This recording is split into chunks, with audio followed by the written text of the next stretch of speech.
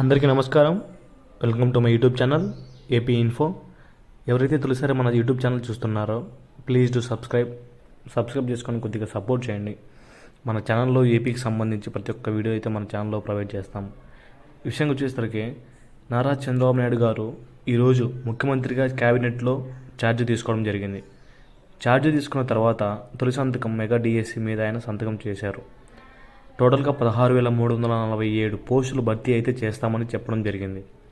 ఏ పోస్టులు ఇందులో ఉంటాయని పూర్తి సమాచారం అయితే ఇంకా రాలేదు.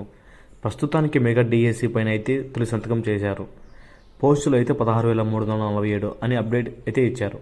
అలాగే రెండవ సంతకం ల్యాండ్ టైటిలింగ్ రద్దు పైన, అలాగే 3,000 పెన్షన్ 4,000 పెంచుతామని చెప్పారు కదా, దానిపైన మూడవ సంతకం. అన్నా క్యాంటీన్లు తొలగించారు కదా, ఆ అన్నా క్యాంటీన్లో పునరుద్ధరణ పైన 4వ సంతకం. అలాగే నైపుణ్య గానపై స్కిల్ సక్సెస్ పైన 5వ